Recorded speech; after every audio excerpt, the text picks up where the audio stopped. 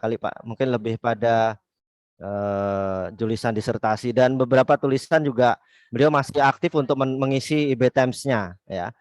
Oke, dan untuk mempersingkat waktu kita, menghemat waktu kita siang hari ini, untuk materi bagaimana teman-teman mahasiswa bisa punya motivasi, punya pengalaman dalam hal tulis menulis ilmiah populer atau esai-esai populer. Nanti dari pengalaman Bapak Azaki Khairuddin, nanti teman-teman bisa menggali apa saja sih kemudian kiat-kiat dalam penulisan populer, bagaimana kemudian kita bisa menulis di media nasional atau media lokal, menulis di website, menulis di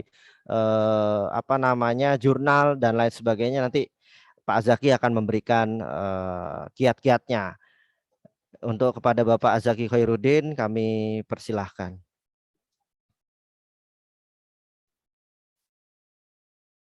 Bismillahirrahmanirrahim. Assalamualaikum warahmatullahi wabarakatuh. Waalaikumsalam warahmatullahi wabarakatuh. Alhamdulillah alladzi ja'ala nasa ilman yukhrijuhum minadh dhulumati ilan nur. Asyhadu an la ilaha illallah wahdahu la syarikalah wa asyhadu anna Muhammadan abduhu wa rasuluh la nabiyya ba'dah. Pertama, saya ucapkan terima kasih banyak kepada Bapak Zar Albana dan Bapak David yang telah mengundang dan fasilitasi saya untuk dapat bersilaturahim dan bersilatul fikri untuk bersharing dan berbagi pengalaman kepada adik-adik mahasiswa dan mahasiswi Universitas Aisyah Yogyakarta. Ini adalah pertemuan gelombang yang kedua, tetapi materi yang saya sampaikan atau sama, yaitu 70% motivasi ya, pengalaman, dan sisanya itu adalah beberapa tips atau menulis ya, untuk berbagi bagaimana caranya menulis gitu ya. Tentu itu yang berdasarkan pengalaman yang saya punya. Baik, pertama tentu saya mohon izin memperkenalkan diri kepada adik-adik semuanya, para mahasiswi dan mahasiswa UNISA. Yang pertama, sebagaimana minggu lalu saya menyatakan sebenarnya saya menulis itu bukan cita-cita gitu ya, tidak, tetapi itu mengalir begitu saja. Jadi pertama kali saya menulis itu menulis resensi buku ya. Jadi selama ini yang saya tulis itu seputar buku-buku ya, buku-buku. Jadi teman-teman bisa melihat karya-karya saya di profil, mungkin di Akademia Edu, itu buku-buku saya seputar keislaman, kemudian kemuhammadiyahan, itu ya. Lebih ke sifatnya pemikiran, reflektif, karena background saya adalah pendidikan Islam dan fokus pada filsafat pendidikan Islamnya yang itu mempengaruhi tema-tema yang saya tulis ya. Kemudian saya juga menulis karena akhir-akhir ini mengelola website ya, ibtimes.id. Nah, itu memaksa saya juga untuk menulis artikel-artikel pendek. Ya, macam-macam yang ditulis, ada yang sifatnya opini, ada yang artikel sifatnya pemikiran, ada yang sifatnya sejarah, ada yang sifatnya feature, gitu. Ada yang esai, kemudian sampai pada khutbah Jumat pun saya menulisnya. Jadi di bulan ini saya dipaksa untuk menulis 15 khutbah Jumat. Gitu. 15 khutbah Jumat. Yang kalau teman-teman melihat di ibtimes.id, itu lumayan banyak yang membaca. Ya. Jadi ternyata satu khutbah Jumat itu ada yang dibaca oleh ratusan ribu, ya. Jadi itu khutbah Jumat, ya. Jadi khutbah Jumat aja yang membaca itu mencapai ratusan ribu, ya, satu artikel. Nah, itu apa namanya? Itu berarti biasanya kan yang nyari khutbah Jumat itu pasti ini kan, pasti orang yang mau khutbah. Jadi ternyata yang mau khutbah itu banyak sekali gitu dalam seminggu sekali itu. Itu belum lagi jamaahnya, ya. Nah, itu kemudian saya juga punya beberapa karya jurnal ilmiah, kemudian karya jurnal ilmiah ada yang internasional, ada yang apa namanya di Indonesia, bahasa Indonesia. Kemudian ada juga beberapa artikel yang penelitian, kemudian laporan penelitian. Saya juga menulis di situ, ya. Jadi tulisan saya lebih pada tulisan-tulisan yang berbasis data. Ya, jadi bukan tulisan-tulisan yang apa yang seperti novel gitu, ya. Yaitu saya bukan tidak memiliki keahlian menulis novel. Jadi selama ini buku-buku dan karya-karya, entah buku entah artikel, kebanyakan ya berbasis data gitu. Jadi khutbah Jumat pun ada referensinya, kira-kira gitu. Jadi saya terbiasa kalau tidak ada datanya itu tidak enak gitu. Merasa goyah keimanan kalau tidak ada datanya. Jadi kayak beragama itu kayak nggak ada dalilnya dalam Quran dan hadis gitu. Jadi dalam menulis itu kalau nggak ada datanya itu rasanya seperti itu. Jadi data itu sangat penting. Urusan tafsir kita terhadap data itu boleh berbeda-beda masing-masing penulis. Itu, ya. Jadi kemudian yang kedua, saya pertama kali menulis itu waktu SMA itu tadi, resensi, kemudian waktu S1 saya menulis itu juga menulis lomba resensi juga, ya. Lomba resensi juga di kampus, ya, menang kalau nggak salah juara 3 gitu oleh perpustakaan. Kemudian saya baru akhir-akhir semester gitu itu mencoba mulai menulis buku.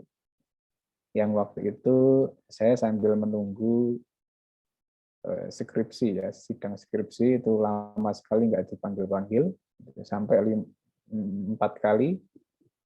4 kali itu saya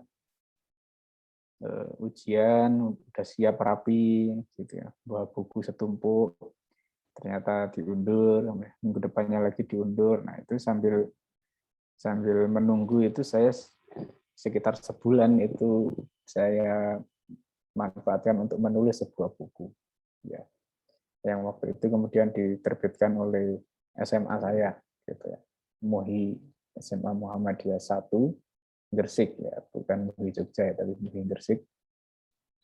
Nah, itu kemudian itu karya pertama saya, buku. Kemudian saya mulai menulis buku yang lain-lain itu. Kemudian saya bertemu dengan komunitas jaringan intelektual muda Muhammadiyah. Ya, dari situ saya bertemu dengan banyak senior, banyak penulis yang fokus di dunia intelektual dan tulis dan menulis. Jadi saya diminta untuk menulis, ya. Ada yang sifatnya ajakan, ya, ada karya, salah satunya karya bersama Profesor Zakiuddin Baidowi, itu rektor Yayan Salatiga, kemudian ada juga karya pluralisme positif ya bersama Prof. Abdul Muti. Jadi saya diajak untuk menulis, kemudian jadinya penulis. Termasuk di dunia riset-riset juga saya sifat awalnya diajak gitu ya. Ya. Dan ternyata punya karya gitu kan. Akhirnya punya karya jadilah penulis gitu, kira-kira gitu. Jadi tidak sadar menjadi penulis karena diajak dan diberdayakan oleh beberapa orang atau senior penulis, senior intelektual, maka jadilah penulis itu. Nah, selanjutnya saya ingin sharing ya, memberi apa namanya basis nilai gitu ya. Jadi seorang penulis menurut saya itu harus memiliki basis nilai gitu, basis nilai. Nah, karena ternyata tujuan orang menulis ya, itu macam-macam ya. Jadi macam-macam. Ada yang motivasi menulisnya itu ya memang untuk mencerahkan, gitu ya, mencerdaskan, untuk sifatnya edukatif. Gitu. Ada yang sifatnya itu bermotif ya mencari ekonomi, gitu ya. Mencari ekonomi kalau mahasiswa ya motivasinya masuk koran, kemudian supaya dapat honornya kayak gitu. Ada juga yang bernada politis, itu juga ada tulisan yang motifnya itu untuk tujuan-tujuan politik tertentu. Ada yang ideologis, gitu ya. Ideologis itu menulis yang sesuai dengan pandangan hidupnya. Nah, yang ideologis itu bisa jadi seseorang ingin mengkampanyekan ideologinya. Bisa jadi ideologis itu juga penulisnya memiliki apa namanya ketakutan dalam arti untuk menangkal pemikiran orang lain misalkan. Jadi untuk menjaga pemikirannya dia kemudian mengeluarkan tulisan-tulisan yang sifatnya ideologis gitu. Jadi memiliki misi. Ada juga yang tujuannya itu memang untuk mengacaukan ya, membuat masyarakat itu bingung gitu ya. Jadi tidak semuanya tujuan seorang penulis itu mulia gitu ya. Jadi ada nilainya.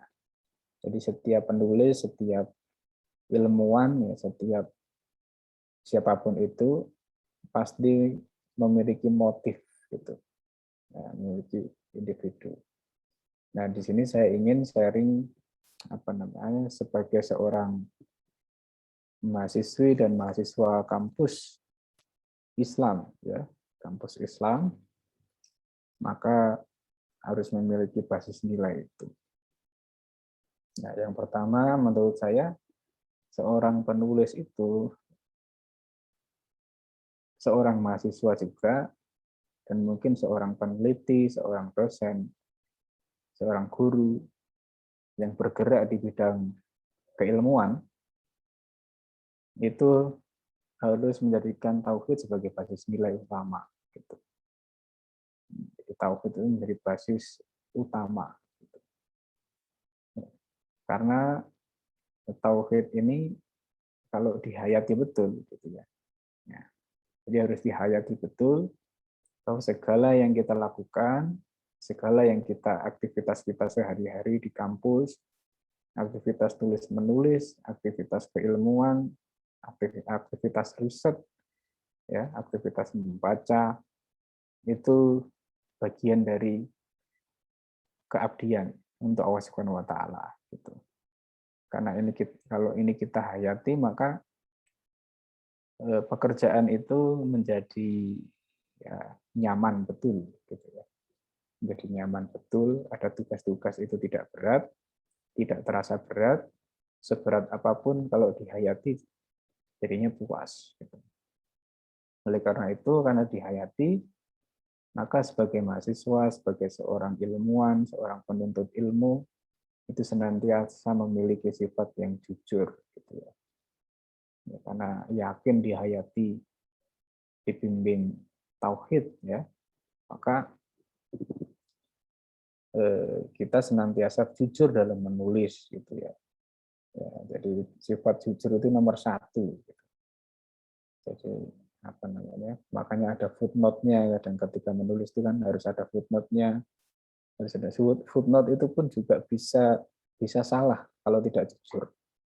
Ya kan? Meskipun ada footnote-nya gitu, bisa juga tidak jujur. Maka barometernya itu adalah kejujuran, itu menjadi penting. Setelah itu kita tawadhu, ya.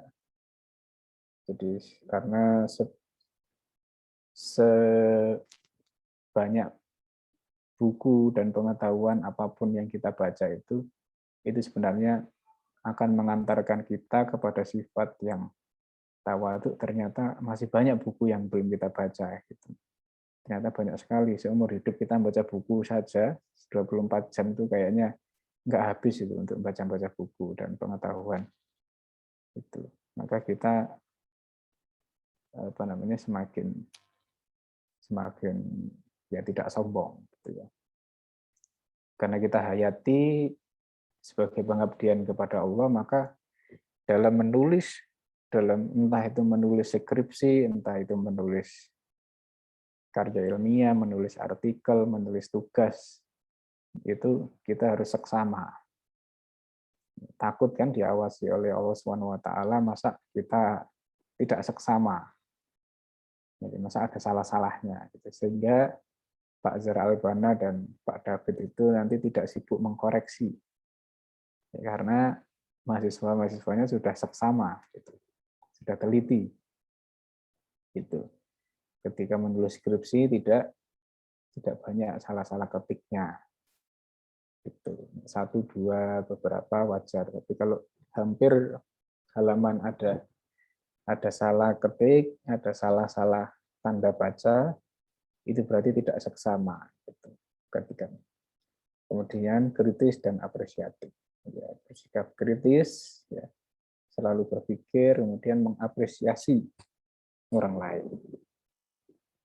Nah, keabdian untuk Allah itu kemudian menjadi dasar kita untuk mengabdi kepada sesama manusia, kemudian mengabdi untuk keilmuan dan untuk semesta alam. Nah,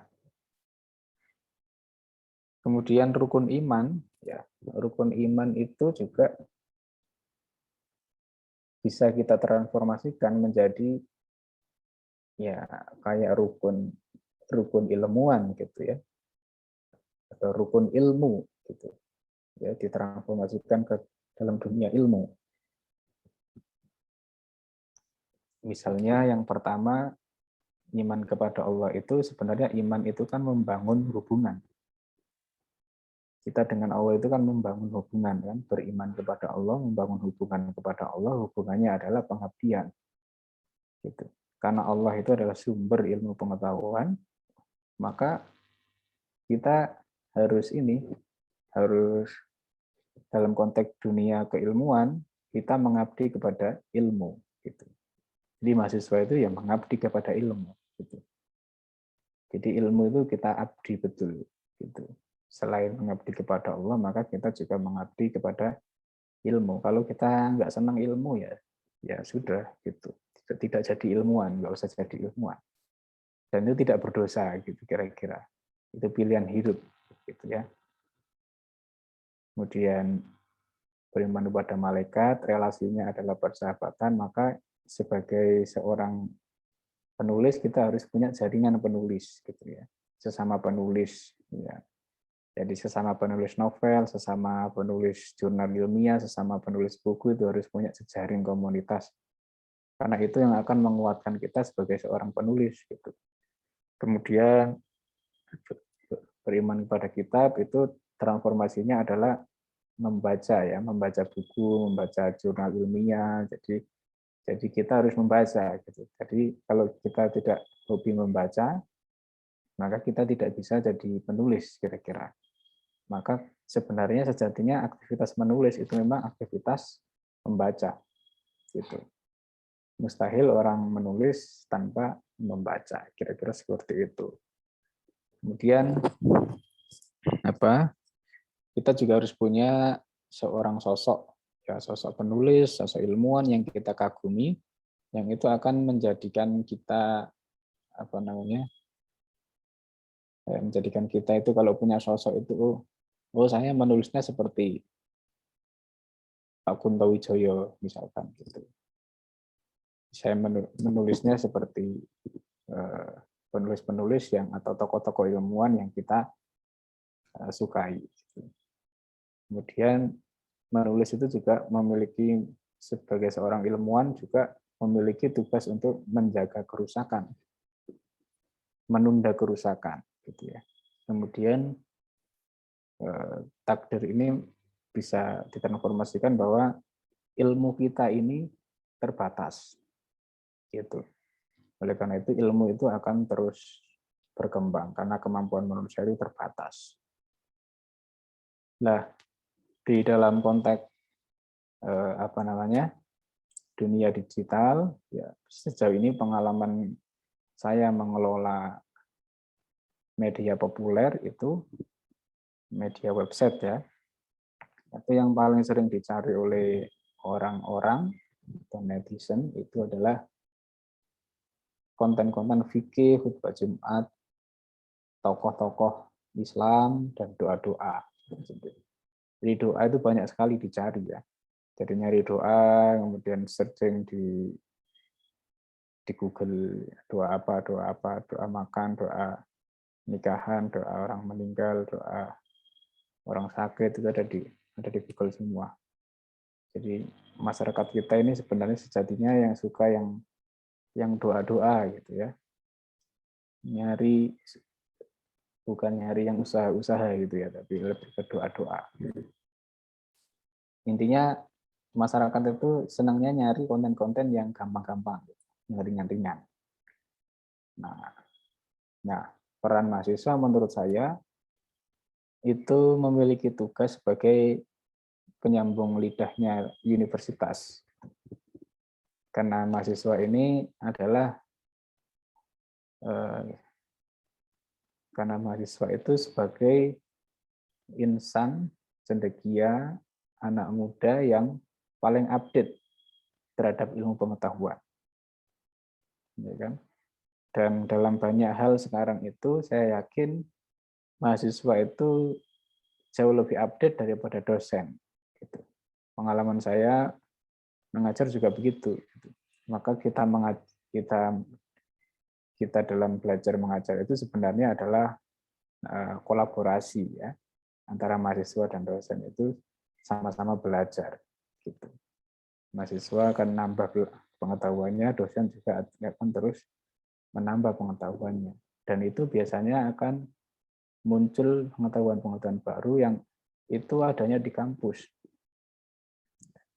Maka sebagai mahasiswa, saya kira penting ya teman-teman untuk mensosialisasikan pikiran-pikiran yang baru, ya, entah apapun ilmunya, entah ilmu kesehatan, ilmu sosial, atau ilmu agama, dan ilmu-ilmu yang lain yang baru-baru itu adanya di kampus. Gitu. Dan itu biasanya bahasanya berat-berat, bahasa ilmiah, maka mahasiswa itu memiliki tugas untuk mempopulerkan itu.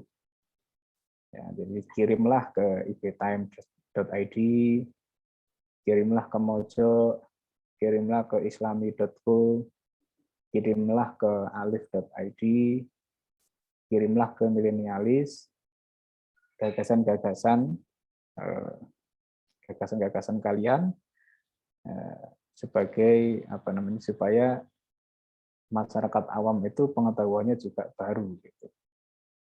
Dan itu menurut saya peran penting mahasiswa ya. Karena sekarang orang mencari apa-apa itu adalah di Google. Jadi yang saya alami itu sekarang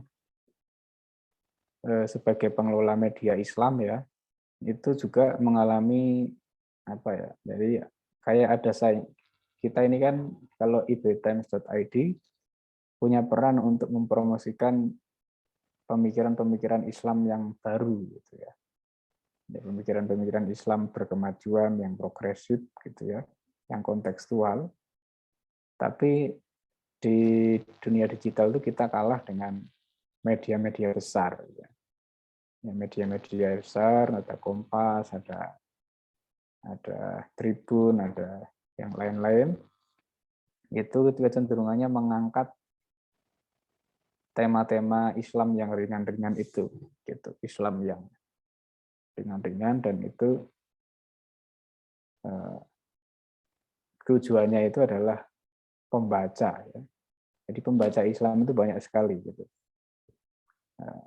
Maka dari situ adik-adik sebagai mahasiswa bisa mengisi kekosongan sebagai penulis ya ilmiah populer. Nah, dalam menulis itu berangkatnya bisa macam-macam ya. Jadi bisa ya sumber ilmu pengetahuan itu kan ada 3 ya. Ada yang dari agama, ada wahyu ya teologis ya, pendekatannya teologis. Bisa juga kita itu menulis itu berangkat dari pemahaman agama, dari ayat-ayat, kemudian kita kembangkan. Ada ayat, kemudian kita terinspirasi untuk menulis. Ya. Berangkatnya itu bisa dari ayat. Tapi juga berangkatnya itu bisa dari pengetahuan ilmiah. Gitu ya. Jadi pengetahuan ilmiah, punya ilmu pengetahuan ilmiah baru ya, tentang ilmu yang digeluti, kemudian itu bisa kita kembangkan, dipopulerkan. Atau dari aktivitas sehari-hari gitu. Jadi tidak harus menulis itu dari textbook ya, tidak harus berbasis sumber, tetapi sumbernya itu juga, maksud saya tidak berbasis sumber teks tulisan ya, tapi sumber itu bisa juga fenomena sehari-hari gitu ya. Misalkan melihat orang di jalan ya, kemudian fenomena kemiskinan dan lain-lain, itu kemudian menginspirasi kita untuk menulis ya, seperti itu. Nah, jadi pengalaman saya ketika menulis ilmiah populer itu adalah dalam mengelola website ya ibtimes.id itu kita harus bisa mengkombinasikan atau berkompromi ya antara bahasa Google ya dan bahasa Indonesia yang benar, kira-kira gitu. Ya, jadi kalau kaku-kaku juga yang baca yang baca di Google itu, jadi intinya kita merebut kata kunci di Google. Itu harus juga mempertimbangkan Google Trend gitu. Jadi tidak kecuali ketika menulis artikel ilmiah untuk jurnal itu memang kaidahnya berbasis kaidah-kaidah ilmiah, itu bahasanya harus baku dan lain sebagainya. Nah, bagaimana kalau ketika kita ingin menulis artikel pendek ya, artikel opini, ya yang pertama artikel opini itu yang terpenting itu memuat paragraf pertama itu memuat fakta ya, fakta pencetus masalah. Gitu. Misalkan ada fenomena kekerasan seksual ya, yang lagi mencuat di publik, ya, itu kan fakta ya, fakta pencetus masalah. Kemudian di paragraf selanjutnya bisa dianalisis masalahnya. Kenapa kok bisa seperti itu? Gitu. Kenapa fenomenanya seperti itu? Nah, dianalisis, misalkan ada 2 respon ya, ada 2 respon publik, yang satu merespon seperti ini, yang satu merespon seperti itu. Kemudian penulis menawarkan gagasan alternatif. Nah, gagasan alternatif itu ya refleksi ya. Jadi itu bisa bisa misalkan menawarkan solusi tiga alternatif solusi apa. Nah, kalau menulis buku itu saya kira penting, ya. Kalau pengalaman saya yang menulis buku itu yang penting itu adalah biasanya kalau saya sendiri berangkat dari judul, ya. Kalau orang-orang biasanya itu bingung membuat judul, tapi kalau saya biasanya judul dulu, walaupun judul itu nanti bisa apa namanya, bisa berubah, tetapi tidak 100% berubah, gitu ya. Tinggal mempertajam aja. Karena judul itu sudah memuat topik utama, ya, memuat argumen, memuat tesis, ya, tesis utama. Nah, itu judulnya itu apa, kemudian baru untuk menjaga ide itu kita harus berimajinasi dan membuat outline, ya, semacam daftar isi, gitu ya. Jadi biasanya orang mungkin ada yang buat daftar isi itu belakangan, tapi saya membuat daftar isi itu duluan, gitu. Nah, misalkan sudah membuat 10 bab, gitu ya. Buat 10 bab, kemudian di situ bab 1 apa, 2 apa, 3 apa, baru kemudian kita riset data, ya. Riset data yang sesuai dengan babnya itu. Kemudian baru kita olah. Setelah kita tulis dan seperti itu. Ya, ketika menulis ya refleksi, menganalisis, ya. Tentu nanti dalam proses menulis sebuah buku itu juga ada apa namanya? Ada ya perubahan-perubahan itu pasti, gitu ya. Tetapi paling tidak apa namanya, outline atau daftar isi yang kita buat itu membuat kita itu konsisten, gitu ya. Membuat kita itu istiqomah. Jadi tidak terpecah-pecah, gitu. Atau misalkan bingung, bab satunya bingung, berhenti dulu, gitu. Bisa mengerjakan bab 2. Bab 2 bingung, bisa juga mengerjakan bab 5 dulu, karena sudah ada outline-nya, gitu. Jadi tidak ada istilah saya mandek ketika menulis itu bingung. Kalau sudah nyampe bab ini, saya kemudian mau meneruskannya sulit. Nah, kalau sudah ada outline atau daftar isi awal, itu saya kira membantu kita untuk menulis. Dan yang terakhir, intinya tulisan yang baik itu adalah tulisan yang selesai.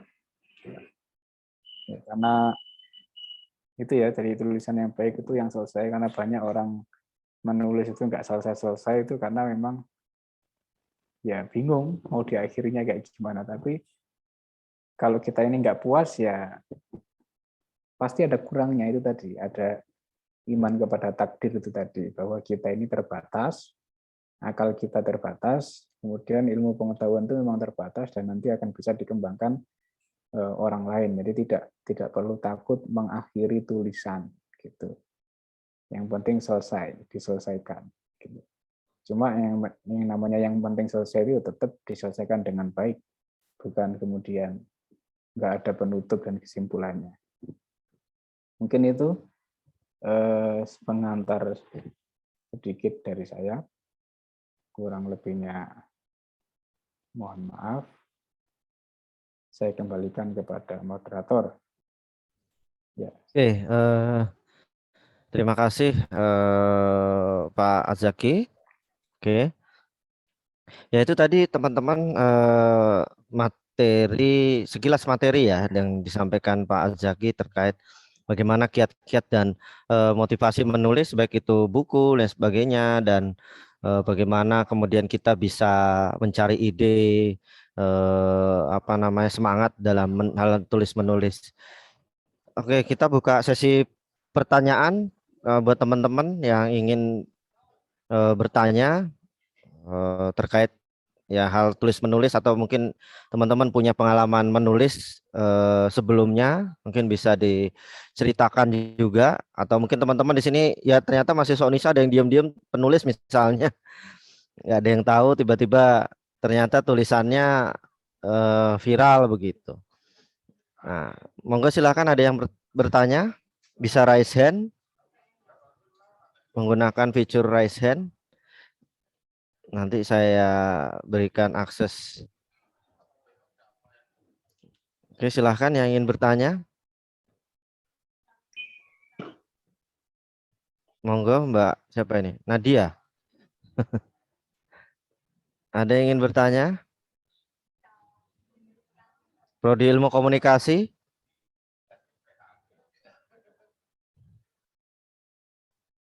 Silahkan.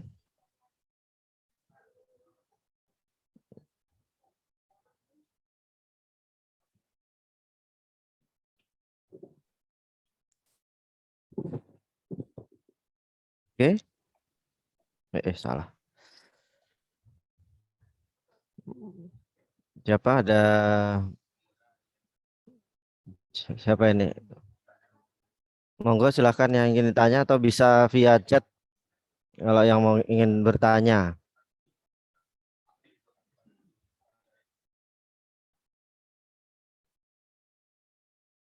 Oke. Selanjutnya ada lagi?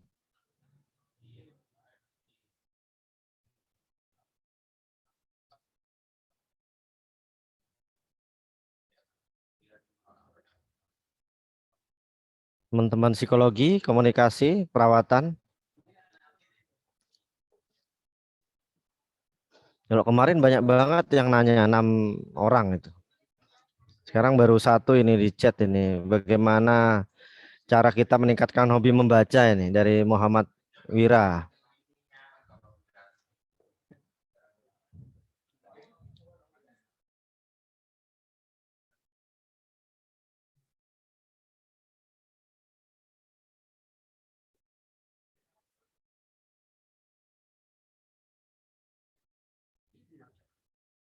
Ya, itu ada 3 pertanyaan. Malah udah dijawab sama temennya itu. Dicerita bagaimana cara agar karya kita bisa sampai ke hati pembaca. Gimana Pak? Sekaligus saya juga mau bertanya, kalau mahasiswa itu paling mudah nulis apa sih Pak Zaki? Mulai menulis apa begitu kira-kira? Apa yang bisa teman-teman tuliskan?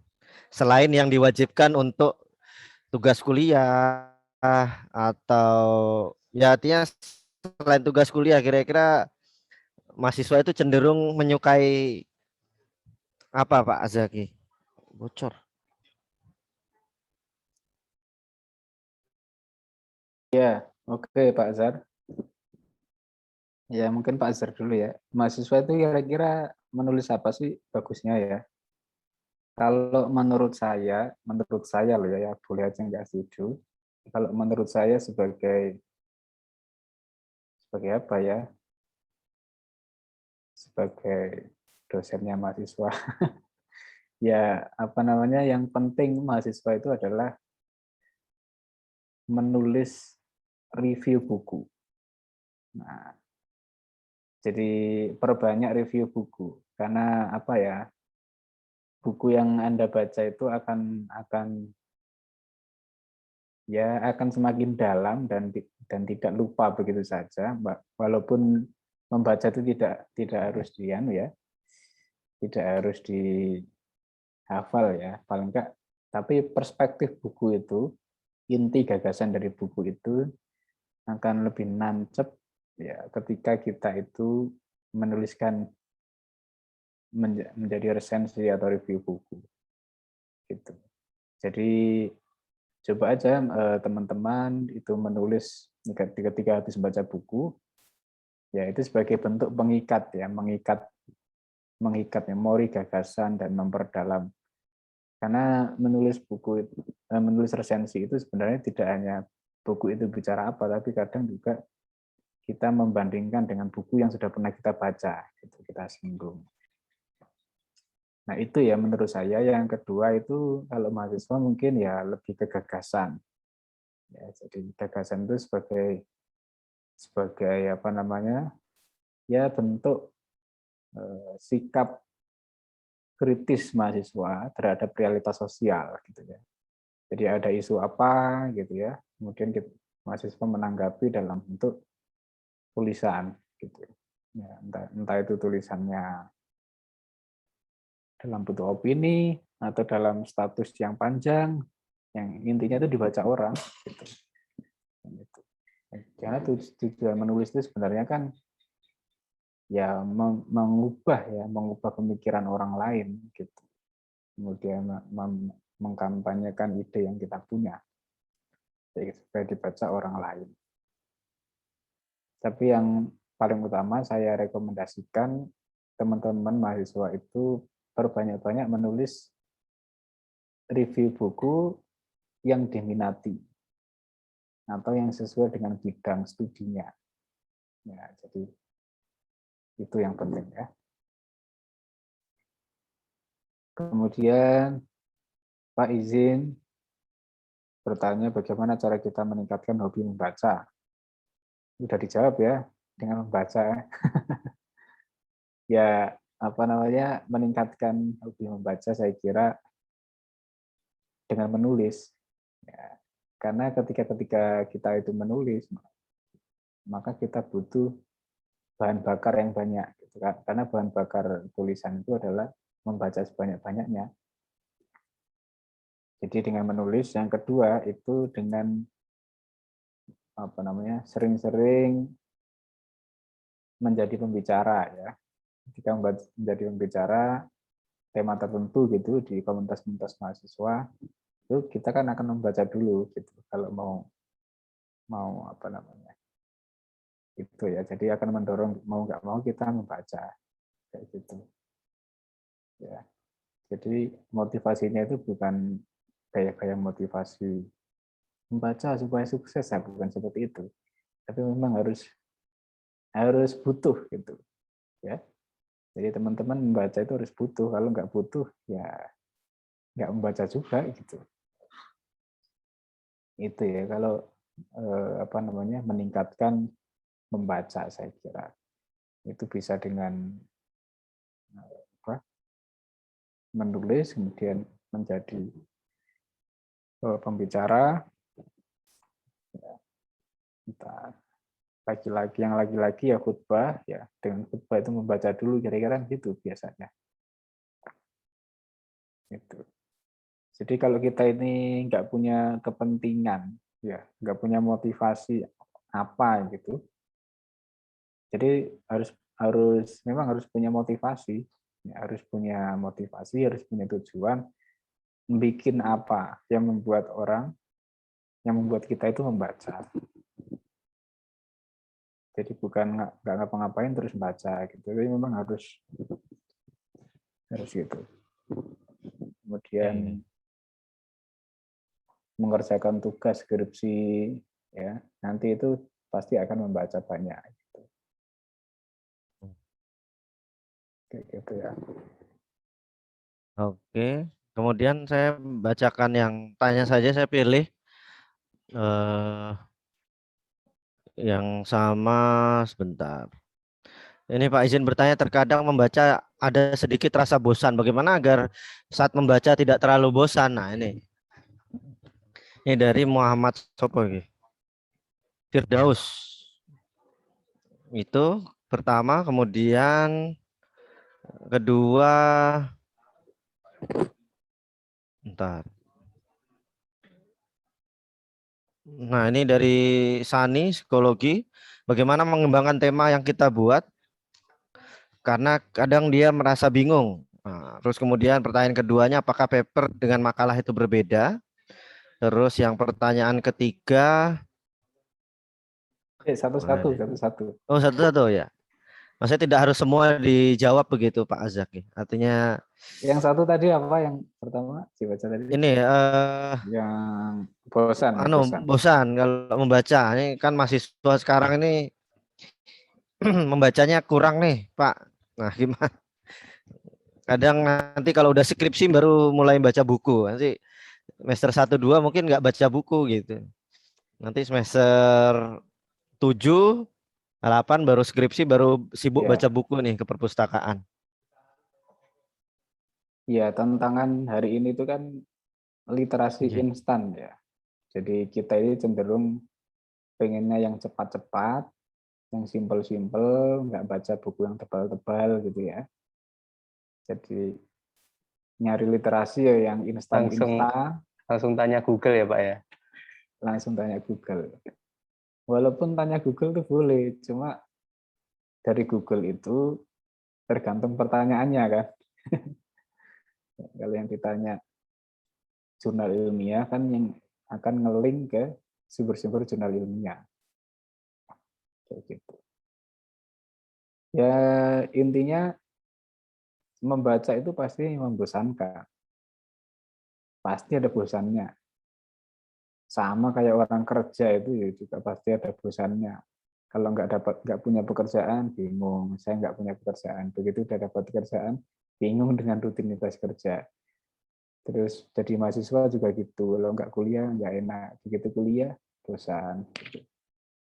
Nah, kemudian apa namanya? Ya bosan tuh pasti ya. Bosan tuh pasti.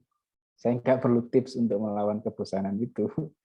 Jadi karena bosan nggak bosan itu terjadi di semua aktivitas menurut saya.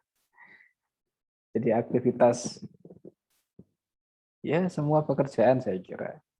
Termasuk di dalam hal ibadah pun juga kadang kita itu ya pernah bosan ya agak malas gitu ya. Ya. Jadi pasti ada fase-fase itu ya. Tapi kalau bosan terus juga ya nggak mungkin lah orang bosan terus ya. Ya intinya yang bisa membuat kita itu bersemangat dalam dalam apa namanya membaca itu ya motivasi kita itu, dan setiap kita ini kan punya motivasi sendiri-sendiri gitu. Background keluarga kita ini juga macam-macam ya. Ya kalau mahasiswa minimal kan motivasinya lulus kuliah itu ya memang harus membaca kayak gitu. Bisa selesai tugas akhir itu membaca. Ya jadi membaca itu harus dipaksa ya, harus dipaksa, dan itu kan sebenarnya tidak harus menentang, tidak harus apa ya tegang ya, tapi yang paling utama itu menurut saya untuk menjaga semangat ya di dunia apapun ya, entah dunia menulis, entah dunia baca membaca, itu bergaullah dengan orang-orang yang soleh gitu. Jadi kayak tadi ya, bergaullah dengan orang-orang yang ya teman itu sangat mempengaruhi kita gitu. Jadi kalau teman kita itu senang baca, kita akan suka membaca. Yang kita obrolkan itu adalah isi buku itu, ya. Ya, isi buku itu. Kalau temannya itu tidak hobi membaca, ya memang teman. Faktor utama itu tadi. Jadi kita harus punya jaringan tadi itu ya, punya kolega sesama yang bisa menguatkan kita ini itu. Karena pekerjaan di dunia kerja dan dunia yang lain-lain itu sebenarnya kan bukan gaji ya, motivasi orang itu bukan bukan ekonomi ya, motivasi orang walaupun orang butuh ekonomi, tapi yang membuat orang itu kuat itu biasanya adalah kolega, orang-orang terdekat.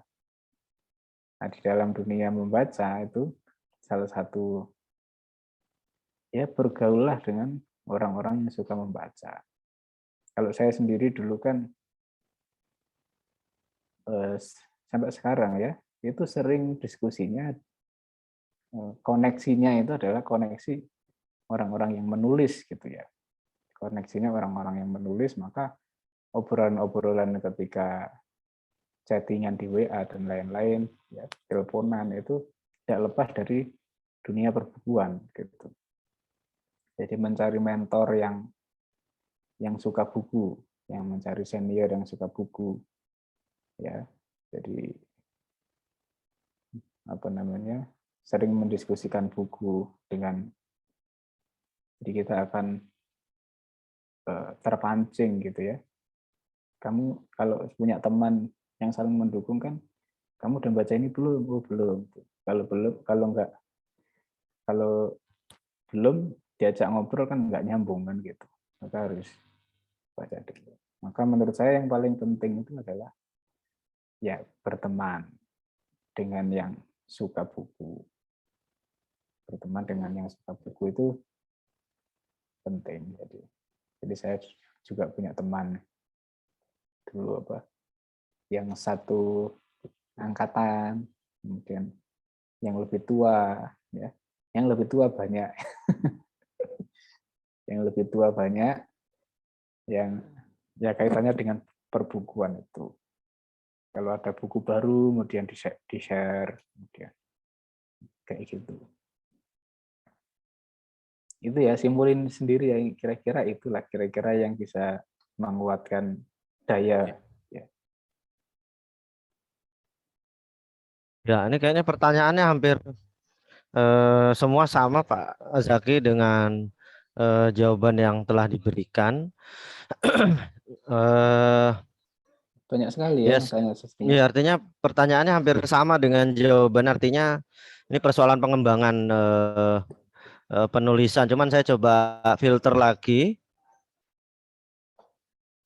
Ini yang Dela Anggra ini coba bagaimana konsep keterampilan menulis. Nah, keterampilan menulis itu apa sih Pak? Itu keterampilan Ya, menulis yang bagaimana? Maksudnya bagaimana konsep keterampilan menulis ya? Mungkin kalau menulis buku keterampilannya seperti apa? Menulis artikel di media koran dengan media website itu bedanya apa gitu, sehingga kemudian kalau di koran itu biar dapat diterima itu seperti apa? Kalau buku dengan penerbit itu seperti apa, dan kemudian kalau kita menulis di website itu bagaimana kemudian pola atau prosesnya yang ditempuh, apakah harus sesuai tema atau bagaimana Pak Zaki? Mungkin dari pengalamannya Pak Zaki dalam hal menulis di koran, media online atau media daring, dan menulis buku misalnya. Itu ya, keterampilan menulisnya. kalau menulis itu supaya diterima di penerbit ya. Entah itu penerbit buku, entah penerbit itu website ya, entah itu jurnal ilmiah ya. Yang terpenting itu adalah kita kenali dulu mereka. Gitu.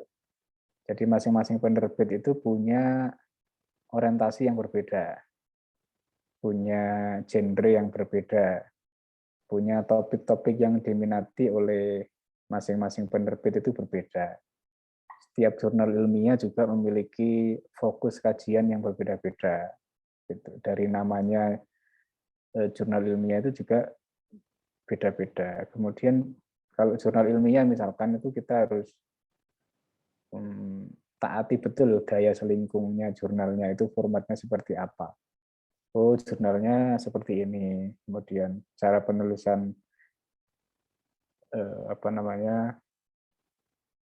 bab demi bab, subbab-subbabnya itu seperti ini gitu. Tata letaknya seperti ini. Kemudian cara menulis rujukan seperti ini. Nah, itu kita taati betul, kemudian baru dikirim ke jurnal yang bersangkutan. Termasuk dunia perbukuan ya.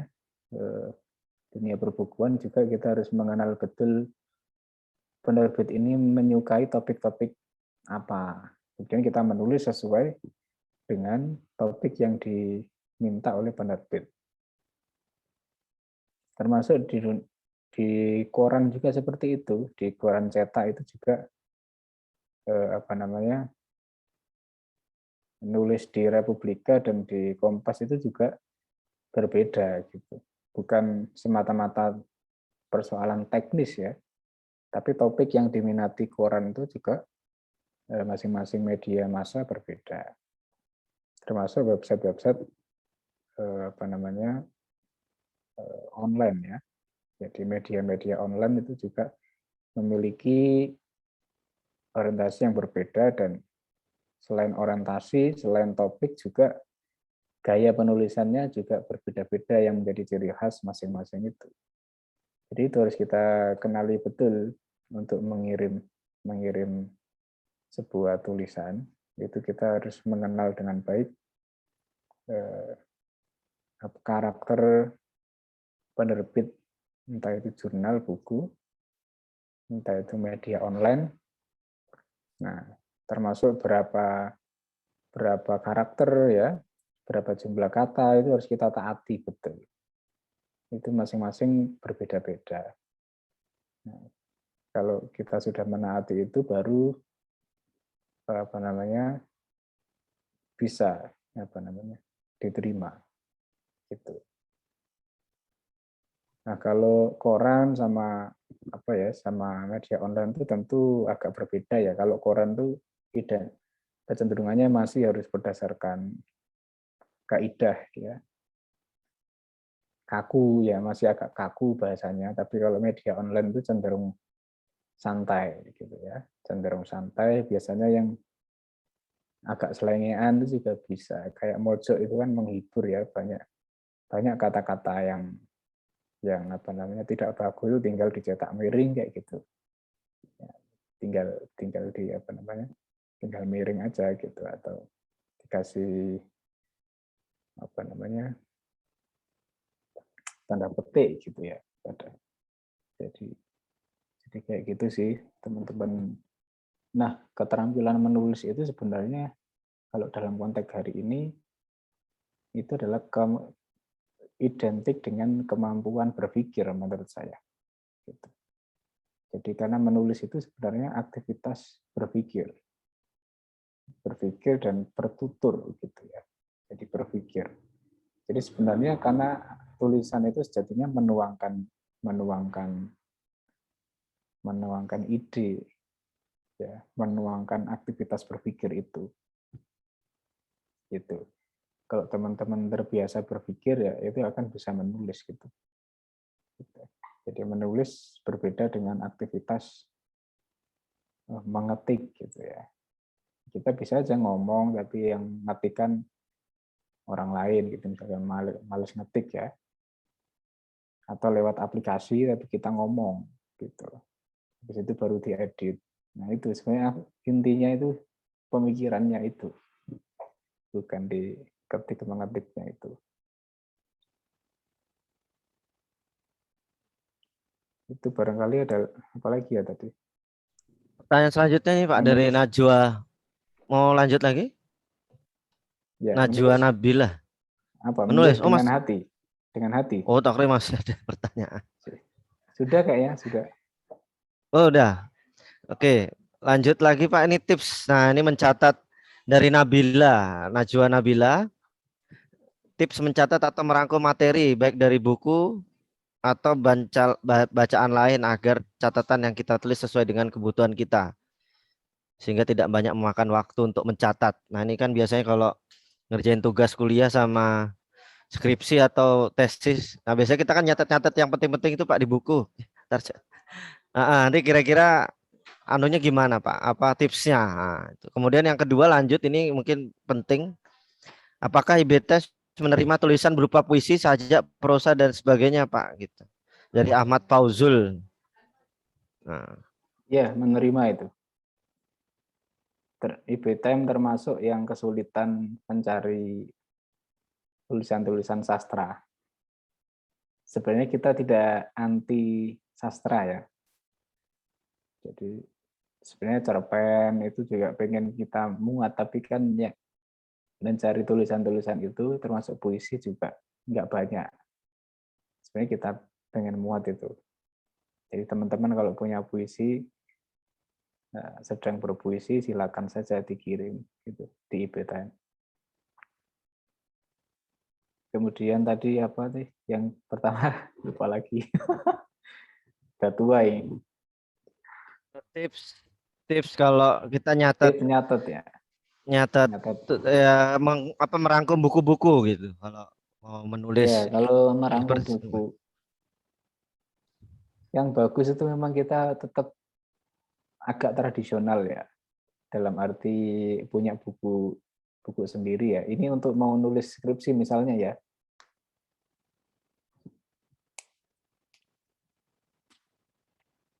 Ya, yang terpenting itu adalah ketika membaca buku, kadang kan skripsi itu bisa 100 ya, bisa 100 buku ya referensinya itu. Tapi kan nggak mungkin kita baca semua kayak novel gitu, dibaca dari awal sampai akhir. Nah, itu kenapa ketika menulis buku itu kan kadang, atau kalau menurut skripsi, kalau perlu itu memang sudah ada daftar isinya, kira-kira isinya seperti ini. Gitu. Nah, jadi setiap bab itu kemudian akan bicara apa itu udah jelas. Gitu. Nah, ketika udah jelas, baru kita kan baca buku kan. Nah, baca buku itu bisa, yang terpenting itu yang dibaca, buku yang pertama yang dibaca setelah judul itu adalah daftar isinya. Nah, setelah daftar isi, carilah daftar isi yang menjelaskan yang berhubungan dengan skripsi Anda, kira-kira gitu. Kalau berhubungan, tandai. Ya, setelah itu dibuka halamannya, ada yang penting, ambil gitu. Langsung diambil. Ada yang ditulis intinya. Jadi membaca kemudian intinya apa, ketik aja di laptop gitu ya. Kemudian ada juga yang memang datanya itu perlu dikutip langsung, ya dikutip langsung sama persis kata-katanya. Gitu. Gitu aja. Udah. Kalau saya biasanya tak koleksi ya, saya koleksi di folder tersendiri, buku-buku penting itu. Nah, bukunya itu identitas bukunya lengkap, jadi masing-masing file itu, satu buku itu satu file gitu. Jadi misalkan kalau saya nulis disertasi misalkan, itu ada folder sendiri yang itu isinya cuma hasil saya membaca buku. Ada folder sendiri hasil saya membaca jurnal. Yang itu penting-penting aja gitu. Nah, jadi suatu saat bisa kita gunakan gitu. Ketika nulis itu tinggal buka-buka hasil apa bahasanya? Hasil pencarian data kita itu. Jadi sambil nulis, kemudian dicari filenya, terus ketika memberi nama file itu juga harus yang rapi gitu ya. Jadi nama filenya itu jangan dokumen satu, susah nyarinya. Jadi nama filenya harus nama dan judul penulis. Ketika diklik identitas bukunya jelas, nah gitu. Kalau isinya tinggal diambil. Nah, yang sudah dikutip itu bisa kita tandai ya. Oh, ini udah dikutip. Nanti ini takut dikutip lagi, kita tandai. Jadi sampai data itu kita gunakan. Jadi itu sih kalau saya intinya, termasuk jurnal juga seperti itu ya. Jadi membaca itu tidak harus dibaca semua. Nah, intinya jurnal-jurnal berbahasa Inggris itu baca yang penting abstraknya dulu. Nah, setelah itu kita baca set, mana yang penting. Ya. Yang penting baru dikutip dan diangkut gitu. Jadi harus punya folder tersendiri yang isinya itu adalah bahan gitu ya. Bahan hasil kita bacaan itu. Kumpulan hasil kita baca buku. Jadi kalau bisa setiap baca buku catat yang penting di laptop, kemudian di folder sendiri gitu. Itu kalau saya, teman-teman bisa ya. Barangkali lebih simpel lagi ya. Gitu. Karena kalau saya kan kalau sambil mencatat itu akan lebih mantap gitu, merasa lebih mantap. daripada baca buku terus ditandai dicoret-coret doang. Nah, habis itu nanti nyari lagi, langsung aja dicatat gitu. Mungkin itu.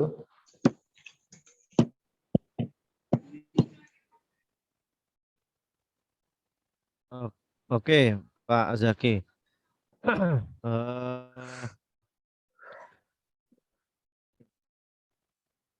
Kemudian ini selain IB Times Pak Azaki, mungkin ada website-website yang di bawahnya Pak Azaki untuk bisa di share kira-kira teman-teman mahasiswa itu kalau misalnya di beberapa website yang Pak Azaki kelola itu bisa nulis di mana sih Pak? Itu maksudnya dengan tema-tema masing-masing IB Times itu tema-tema apa begitu? Maksudnya kadar kualitas penulisannya seperti apa yang diterima kemudian nanti di web yang lain, web A, web B, web C itu kira-kira kriteria penulisan yang diterima seperti apa sih Pak? Kemudian nanti teman-teman mahasiswa bisa kemudian latihan menulis begitu kira-kira.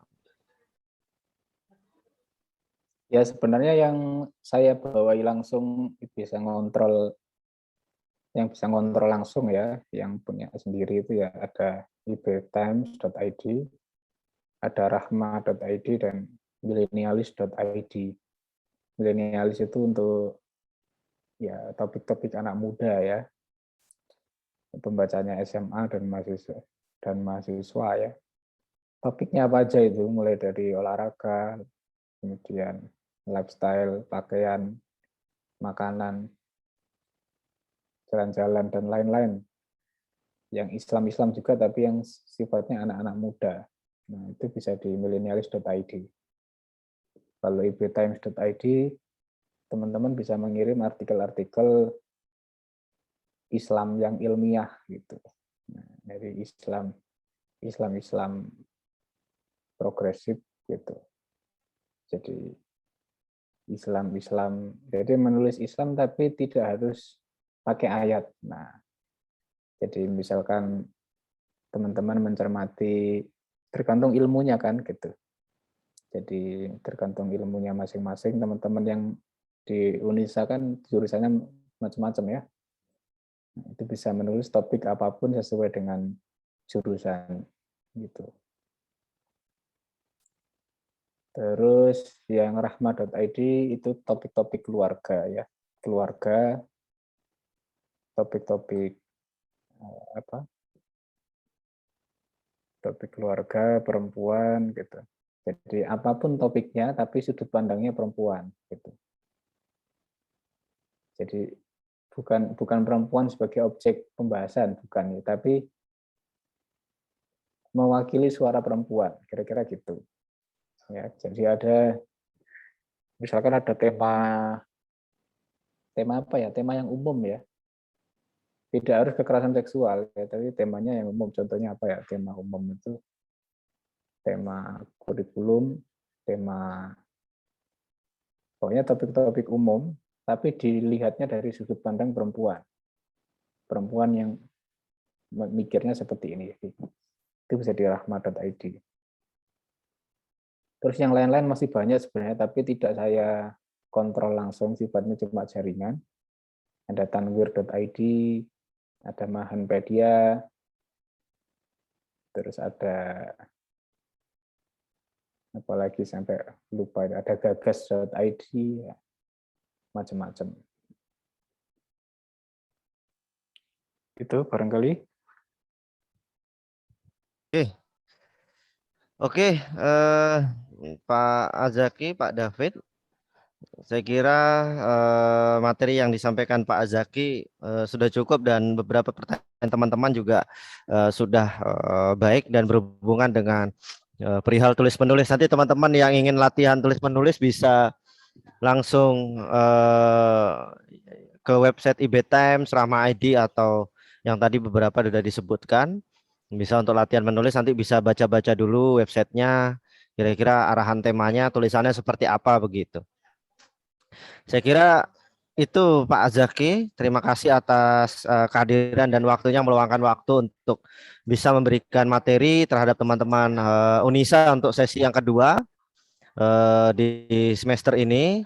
Semoga lain waktu Pak Zaki bisa kita undang dalam kegiatan-kegiatan lainnya di Universitas Aisyah begitu. Oke, saya akhiri kuliah pakar ini. Terima kasih. Nun wal qalami wa ma yasturun. Assalamualaikum warahmatullahi wabarakatuh. Waalaikumsalam warahmatullahi Waalaikumsalam wabarakatuh. warahmatullahi Foto dulu Pak Zak.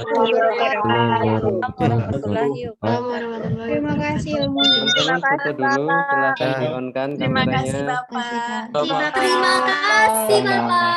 Terima kasih Bapak. Terima kasih Bapak. Terima kasih Bapak. Nah, Terima kasih Pak. Terima kasih Pak Jaki.